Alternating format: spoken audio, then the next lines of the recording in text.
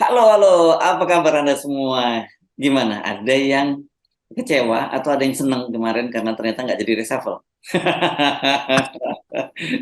Kalau kalau kita posisi kita jelas ya Bung Rocky ya bahwa kalau tuh ada reshuffle juga sebenarnya nggak ada gunanya juga karena reshuffle-nya itu kan cuma soal urusan politik bukan urusan kinerja kabinet gitu ya. Jadi nggak terlalu kaget ya, tapi justru yang menarik buat kita adalah kenapa tiba-tiba bersamaan dengan reshuffle itu Surya Paloh malah ketemu Erlangga gitu. Kelihatannya Pak Jokowi akhirnya bingung tuh. Dia mau kendalikan, tapi dia tahu kalau terlalu dikendalikan itu berbahaya. Karena Jokowi juga selama 7 tahun ngerti apa yang ada di otaknya Surya Paloh, di otaknya Erlangga tuh. Yang memang kalau ketemu ya ada basa-basinya tuh. Tapi kita mesti tahu ini orang-orang yang udah matang dalam politik, bahkan lebih matang dari Pak Jokowi. Erlangga udah galang gulung di Golkar sejak ayahnya pimpinan Golkar. Demikian juga Surya Paloh udah malang melintang di istana dulu di Ya, Jawan Harto jangan mendukung Pak ya, ya, ya, ya. berputar. Jadi ini semuanya ini bola liar sebetulnya yang Pak Jokowi merasa iya bisa dikendalikan enggak dalam keadaan lemdak itu bola liar itu akan cari posisi-posisi yang menguntungkan. Jadi itu yang menerangkan kenapa akhirnya semua ekspektasi atau uh, kejutan soal reshuffle itu ya udah diabaikan aja. Jadi Pak Jokowi balik lagi pada seorang tokoh yang kehilangan grip.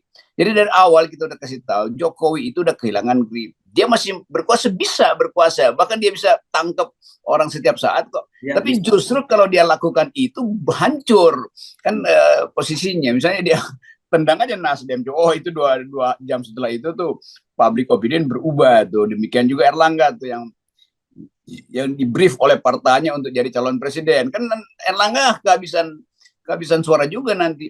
Kalau misalnya orang semacam Erlangga paham bahwa ya separuh dari Golkar itu ya juga HMI misalnya, HMI cenderung ke Anies misalnya. Kan itu kondisi-kondisi semacam itu yang ada di Golkar karena Golkar isinya adalah kino-kino yang tetap kino-kino artinya ini publik suka nggak tahu nih kino-kino Ya, tadi ya, ya, betul, betul. Ya.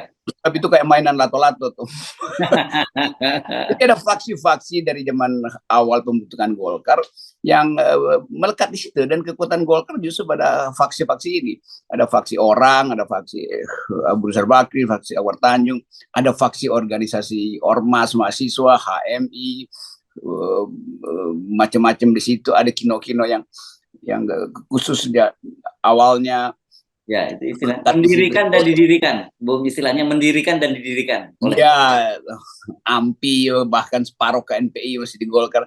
Jadi hitungan-hitungan itu kan yang diketahui oleh Erlangga. Pak Jokowi dia nggak ngerti itu. Tentu Pak Jokowi dibuat mengerti oleh Luhut misalnya, oleh Mahfud MD. Tapi pengertian-pengertian normatif itu tidak membatalkan aspirasi publik yang makin deras ke Anies itu. Jadi kira-kira itu dasarnya kenapa kemudian Erlangga harus ketemu dengan Surya Paloh. Pasti udah minta kasih sinyal dulu pada Pak Jokowi saya mau ketemu uh, Nasdem. Tentu Pak Jokowi juga nunggu informasi dari Erlangga ngomong apa sih sama Nasdem. Tapi informasi itu kan pasti disembunyikan Erlangga sebagian kan. Gak mungkin dia bicarain semua ke Jokowi. Jadi pertarungan papan catur itu menjadi rumit karena dua-duanya menganggap memegang bidak putih. Padahal catur itu mana hitam dan putih. Nah, itu kacaunya tuh. Tetapi di pihak lain ya ada ketegangan baru antara Pak Jokowi dengan Ibu Mega yang menunggu keputusan Jokowi siapa yang dia mau calonin, sementara Mega juga mengincar beberapa bagian yang masih bisa dia ucapkan sebagai tokoh partai. Jadi kelihatannya komunikasi politik memang ada dalam suasana orkestrasi yang tanpa konduktor. Oke, mari kita satu persatu bicarakan ya. Kita hubungan serial polar dulu atau Ibu Megawati dulu yang seru nih dengan Pak Jokowi. Yang paling menentukan hubungan Ibu Megawati dan Jokowi. Oke, kalau gitu kita omongin itu dulu ya. Kita omongin gitu dulu. Kan bagaimanapun juga kita lihat bahwa yang sangat mendesak adanya reshuffle itu PDIP. Bahkan PP. mereka udah menyampaikan raport dari masing-masing menteri yang layak untuk di reshuffle, dan mereka udah sejak awal mengomongkan bahwa itu pasti reshuffle, cuman apakah sekarang apakah tidak nanti. Jadi artinya masih disimpan juga kalau nggak sekarang. Nah, ini PDIP. Nah, tapi ternyata kemarin Pak Jokowi memilih untuk tidak melakukan itu, walaupun itu hari kemarin Rabu Pon gitu. Jadi apa itu artinya, Bung Rocky? Artinya Jokowi ingin ada variabel baru untuk menekan Ibu Mega tuh. Karena variabel baru itu tiba-tiba soal Anies. Jadi kelihatan juga nih kalau dalam strategi politik pasti Jokowi ya pro Anies sementara untuk menekan Megawati kan. Jadi daripada Anies moncer terus, mending Bu Mega nyerah aja lah, kasih aja Ganjar tuh ambil. Kira-kira itu jalan pikirannya. Jadi kita buka aja logikanya. Kita cuma main matematika aja kan. Ya. Jadi sebetulnya tuh Anies itu buat sementara nggak akan ditekan-tekan oleh Jokowi karena Anies adalah alat Jokowi untuk menekan Ibu Mega. Bayangin misalnya kalau Anies makin tinggi, PDIP makin panik kan, dan Jokowi menganggap ya kalau nggak mau panik ya udah Ganjar aja karena Ganjar pun nanti bisa disulap jadi kayak Anies kan. Kira-kira begitu pikirannya. Jadi Ibu Mega juga terlalu naif untuk menganggap bahwa ya tekanan dia untuk reshuffle bisa dengan sendirinya jadi alat tukar tambah dengan Jokowi. Reshuffle oke bagi Jokowi, tapi satu poin yang udah final pada Jokowi ya harus Ganjar. Kenapa? Ya Ganjar adalah hasil negosiasi dengan oligarki. Jadi kalau kita terang-terangan buka peta itu, di belakang persaingan Ibu Mega dan Pak Jokowi, ada keinginan oligarki untuk pastikan tuh Megawati mau pro Ganjar atau enggak gitu. Kalau masih ragu-ragu berarti Anies akan menang, Megawati panik lagi itu. Jadi hal-hal beginian yang kalau kita buka di dalam satu, biasanya ada war room itu, ruang perang itu, kita kelihatan panah-panahnya kemana tuh. Oke, ini apa? Spider ya, spider apa yang diagram spider itu ya, yang kemana-mana panah-panahnya. Ya, begitulah tuh yang ada aplikasinya sih begitu. Dimasukin 2 faktor, semua panah langsung kelihatan. Ya, oke. Dan di panah itu pada akhirnya Jokowi panik, jangan-jangan semua panah mengarah ke dia tuh.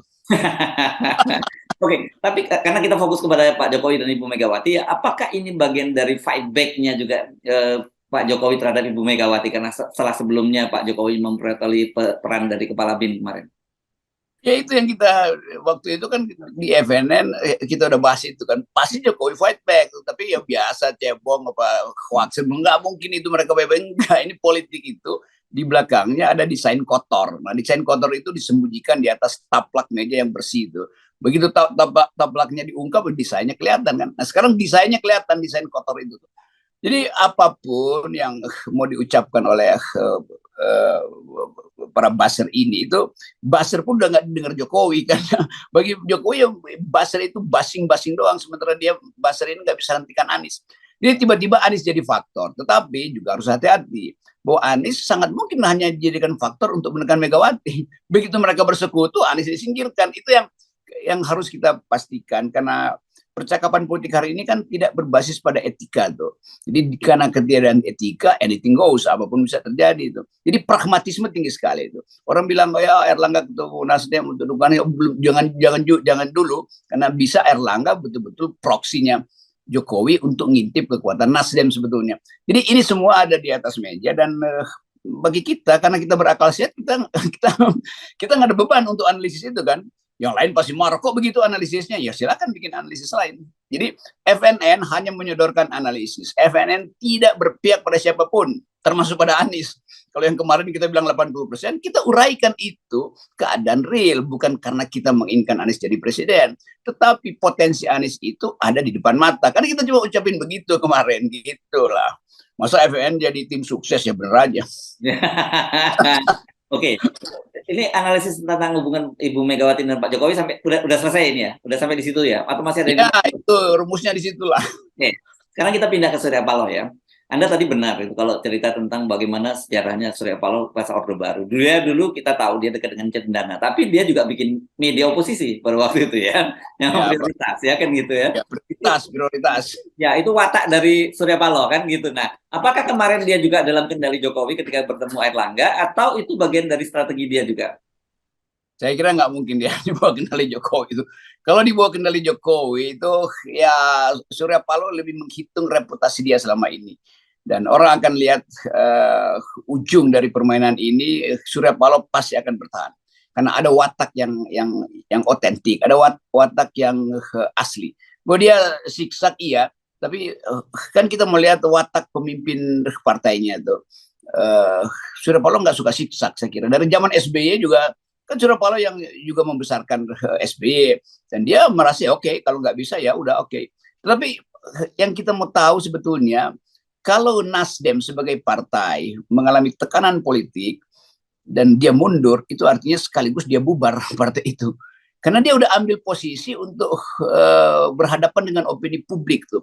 Kalau opini politik masih bisa, ini opini publik yang menganggap Nasdem adalah partai yang mencari sensasi dengan mendukung Anies supaya elektabilitas partai itu naik, karena memang kecil tuh.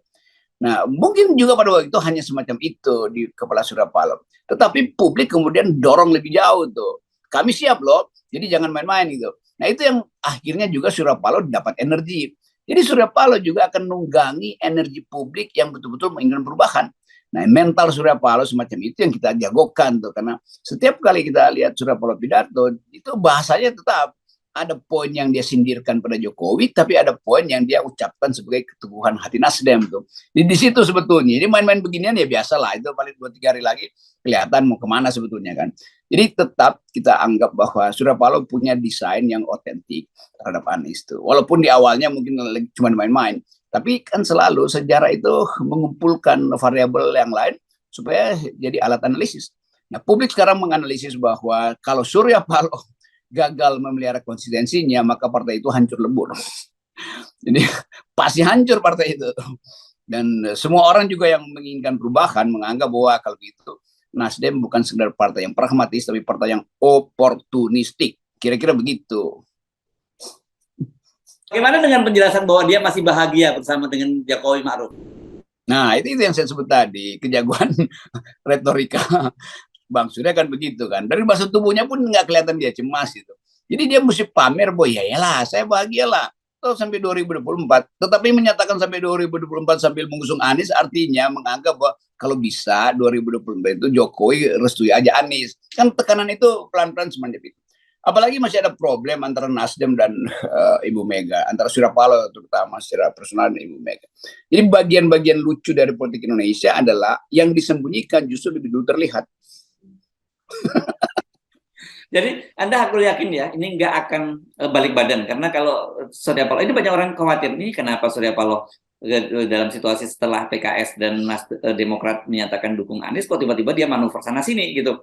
Bisa aja kan seperti Anda sebutkan dari semula, mungkin niatnya Surya Paloh itu main-main lah gitu, dengan mendapatkan elektabilitas dengan menjagokan Anies. Tapi kenapa sekarang kok jadi begitu gitu?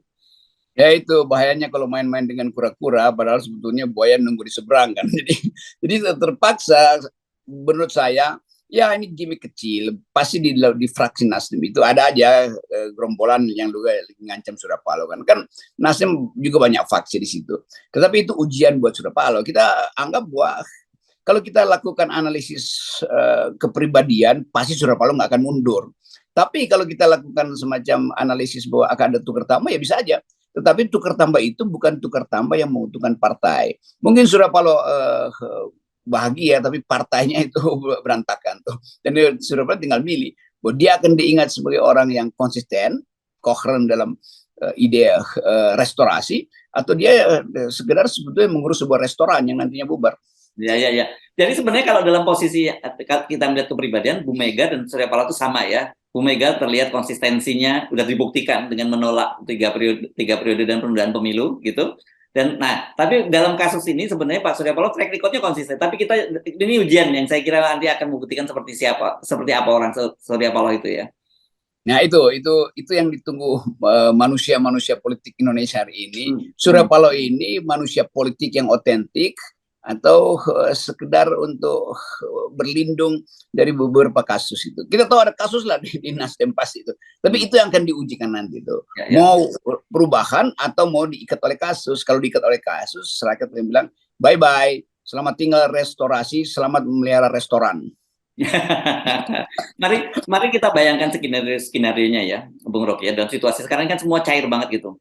Tiba-tiba Ibu Megawati berubah dalam sikapnya, pendiriannya, karena merasa wah ini Anies sudah dapat tiket, ya berat kalau dihadapkan dengan Puan, kan begitu ya. Satu itu yang itu akan digunakan oleh Pak Jokowi sebagai kartu truf untuk mendesakkan Ganjar gitu kan, karena dia bilang ya lu kan udah ngelarang gua untuk untuk 3 periode, jadi ya sekarang calon gua yang gua desakin. Itu satu. Yang kedua, mari kita bayangkan juga Surya Paloh juga berubah gitu ya. Dia juga ternyata kemarin betul-betul main-main dan sekarang dilanjutkan main-mainnya gitu. Artinya ya Anies juga batal jadi tiket gitu. Nah kalau itu terjadi apa? Bagaimana dampaknya terhadap konstelasi politik nasional itu? Dan juga termasuk Pak Jokowi juga dong. Kalau itu terjadi, relawan di seluruh daerah itu ngamuk gitu. Itu udah pasti terjadi. Karena udah di ujung batas dan orang nggak mau lihat lagi kepemimpinan berikutnya adalah agen-agen Jokowi. Kira-kira itu udah satu kepastian. Dan orang juga gagal untuk atau luput menganalisa faktor internasional yang akan menekan Indonesia. Kalau misalnya Jokowi ngotot dengan skenario-nya, tentu internasional merasa nggak aman lagi itu. Karena di dalamnya akan ada keretakan yang terlalu tinggi potensi untuk memberantakkan demokrasi. Tapi kalau kita bayangkan itu sebagai skenario, artinya elektoral politik nggak berlangsung, maka politik akan berlangsung di luar sistem elektoral. Akan ada gerakan massa setiap hari, akan ada tekanan, dan itu akan panjang sekali itu. Dan itu juga akan merusak legitimasi Jokowi kan. Jokowi gagal untuk menghasilkan sukses. Ini bakal panjang ini.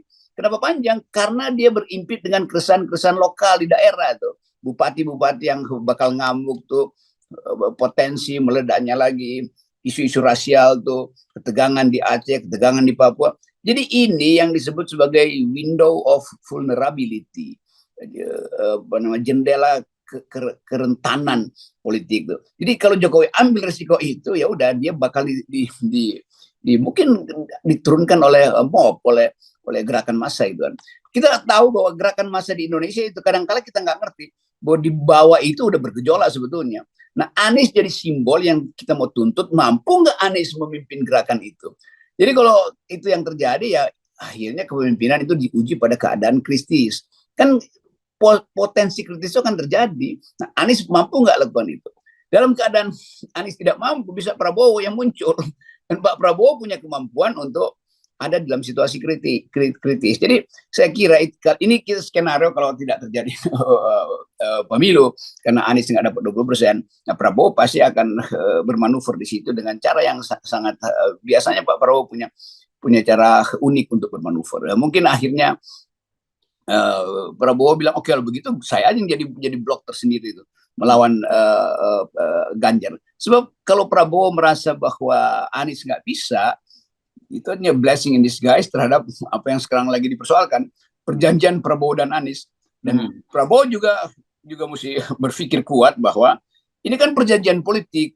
Kalau perjanjian perkawinan iya ada semacam kesetiaan, masa ada yang setia dalam perjanjian politik? Kan itu soalnya. Jadi balik pada poin tadi, bagus itu ditanyakan, kita hanya membuat analisis. Kalau terjadi tekanan sehingga Anies keluar dari sistem elektoral karena nggak dapat 20%, maka akan ada amok massa. Itu pasti terjadi itu.